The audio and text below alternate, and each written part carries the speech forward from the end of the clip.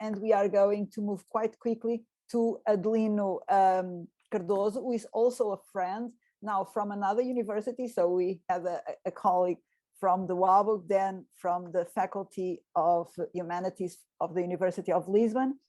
Then it was Samuel from the Faculty of Science of the University of Lisbon, and now it's from the Faculty of Humanities and Social Sciences of the Nova University of Lisbon.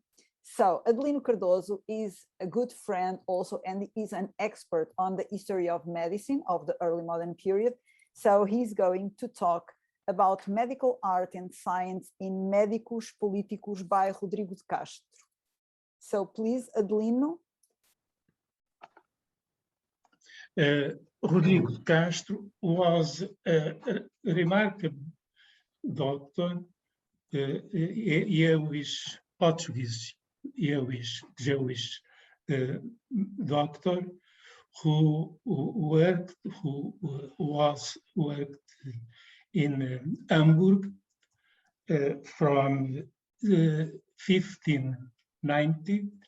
He was the author of two relevant books, De Universa Mulierum Medicina on gynecology and Medicus Politicus. My first remark is on the sense of politicus. Politicus or political in this time, or in the sense of Castro is the Platonic sense of politics, is the sense of an excellent art, then Medicus Politicus means a doctor who puts the public interest and the care of patients over his own interests, is someone who, I quote, I have not tested, but some quotations I know, I quote the Politicus Medicus is someone who is always, night and day, available for visiting patients. The main goal of this book is to describe rather the requisites for being a perfect doctor than the rails for a good practical of medicine. It's not, the focus is not on the medicine itself, but on the practitioners, on the doctors who exercise medicine. I quote the beginning, the first chapter of Medicus Politicus. Castro says, I will describe what distinguishes an ordinary doctor from an excellent, a prudent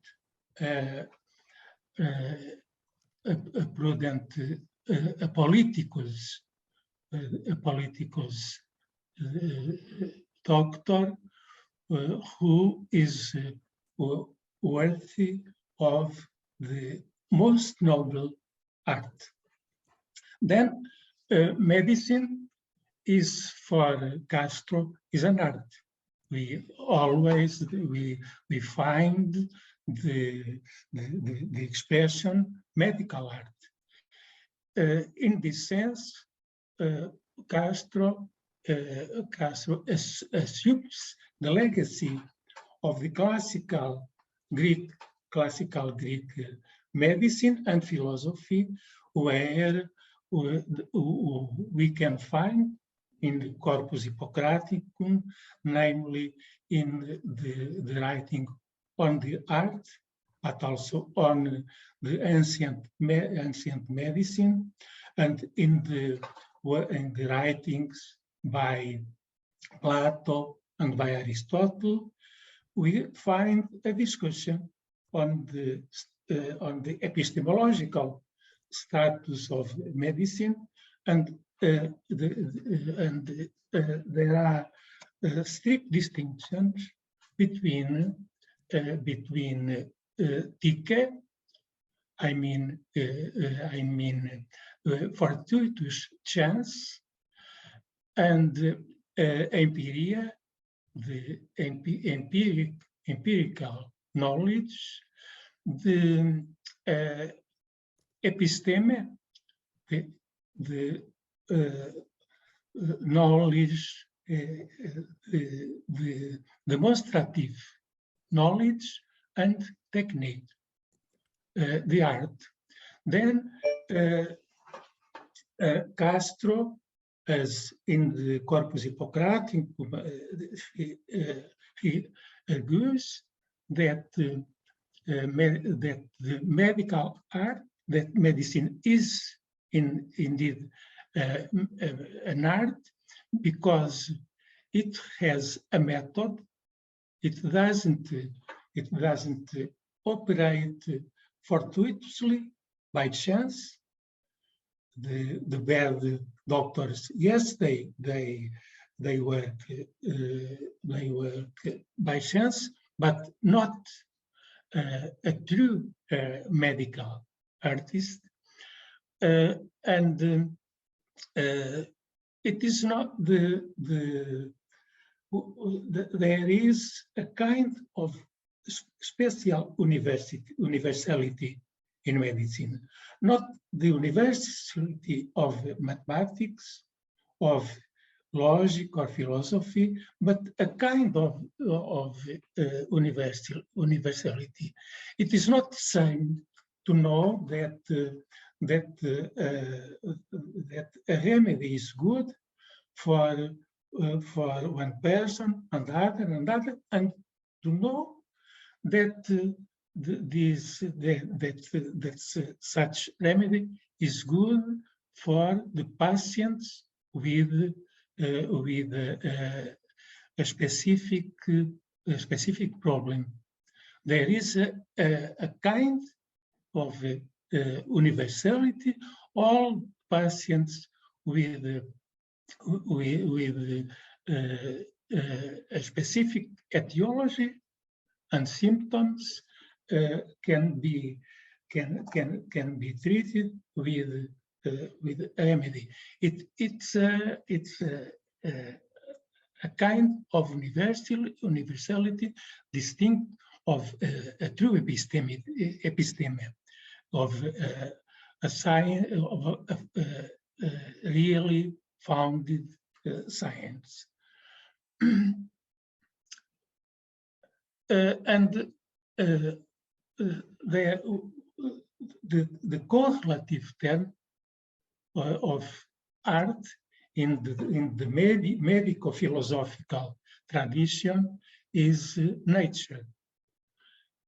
Castro discusses the correlation between nature and art. If we consider separately nature in themselves, nature and art, says Castro, nature is more excellent. But if we consider the nature, if we consider, the art as an exercise for improving nature, in this case, the art is more excellent, more perfect than than the nature itself. It is a debate between Platonicians and Aristotelians, because for Plato, art is essentially mimesis of nature, and Aristotle says that that art in physics, Aristotle says that art is sometimes some ways of art are mimesis, but art can also be an improvement of nature, which accomplishes the imperfection, the nature, and repair the imperfection of nature. Then for Castro, the medical art is the most excellent art, whose and its function is to perfect, to improve the nature itself. Then the correlation is very interesting, the correlation between nature and art. For Castro, the medical art is the most excellent art because its object is the most excellent. The object of the medical art is the human body. Now, the human body is, I quote, the first adjective and the first exemplar of the whole universe. That means that as in the philosophy of Renaissance and the philosophy of medicine and the picture of the Renaissance, Castro distinguishes between micro and macrocosmos. The human body is microcosmos, but as in the work by Francisco Giorgio, De Harmonia Totius Mundi Canticatria, or in the work by Vesalius, De Humani Corpori Fabrica,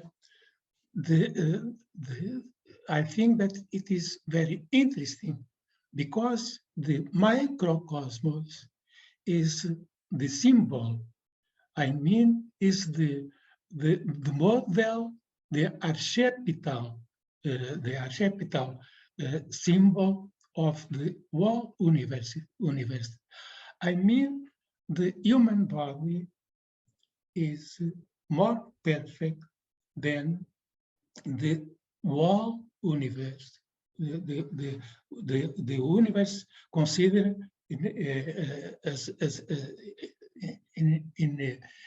in general. And my conclusion, my proposal is that for Castro, medicine is the most accurate, or medical art is the most accurate mode of science. The Medicus Politicus was published 2 decades before Descartes published the Discours de la Méthode and his relevant works. Descartes suggests, proposes that there is a mathesis universalis, that mathematics is the model, the paradigm of sciences. I think that it is not the, it is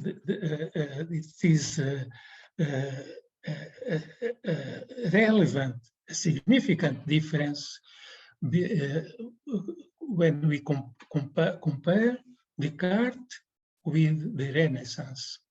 I think that within the Renaissance we find several doctors, relevant doctors, who assert that the paradigm of the sciences is medicine. It is the case of Francisco Sanches. His book, Quod nihil situr, is a book where I think the paradigm is medicine. In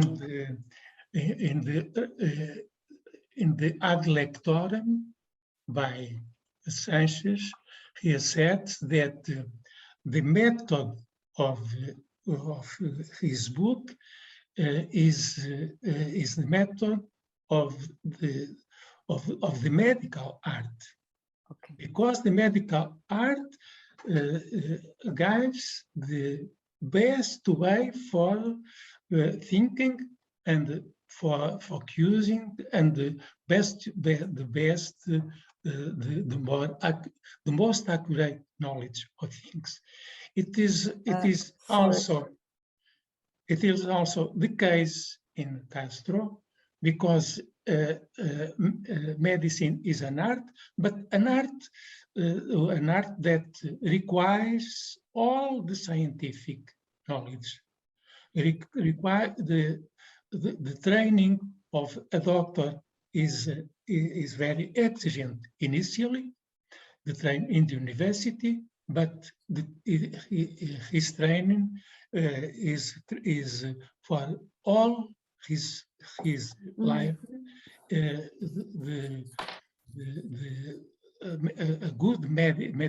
A perfect doctor is a student permanently, and the object of his art, the human body, requires the knowledge of natural sciences and also of philosophy, morals, and of all knowledge.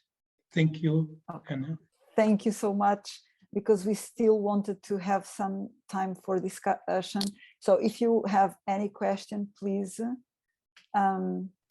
But now we are a little bit late and we cannot start after 2:30, because afternoon we have a lot of talks, and there the time will have to be very strict. So if you have any question, please do. I think that the topic is super interesting. It will be unbelievable, and we can establish a bridge with the scientific illustration, with the values and all that. So the topic is very, very hot. So if you have any question, please do immediately. If not, we leave it for the final discussion, okay? And now we all have, if there isn't any question, we are all going for lunch, because at 2:30 we have to be here to listen to our second keynote lecture. Okay, so no, Sylvie wants to make a question. Yes, Sylvie. You have to unmute. I thought very interesting, of course, the discourse about Plato and Aristotle. Yeah, and a small word of the man, and the word, we know, I think it is fascinating for me, that Vesal, in Paris was studied first astronomy with Fresnel, and then he began with the universe before to study the world, the pequeno mundo do homem. Então, o discurso de Rodrigo de Castro, que não conhece, I don't know anything about him, is fascinating. Thank you very much.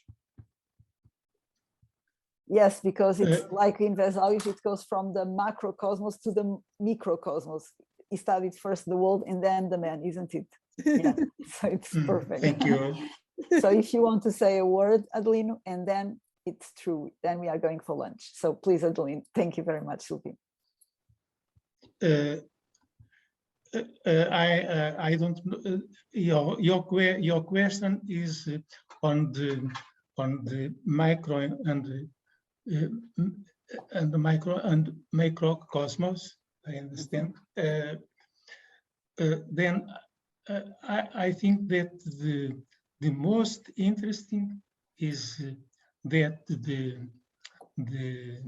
study of the human body is the best entry for understanding the cosmos, for understanding the whole universe.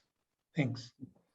Okay, thank you so much, Adelino. Thank you all for attending and for participating in this first morning of the International Workshop Art and Science in the Portuguese Renaissance.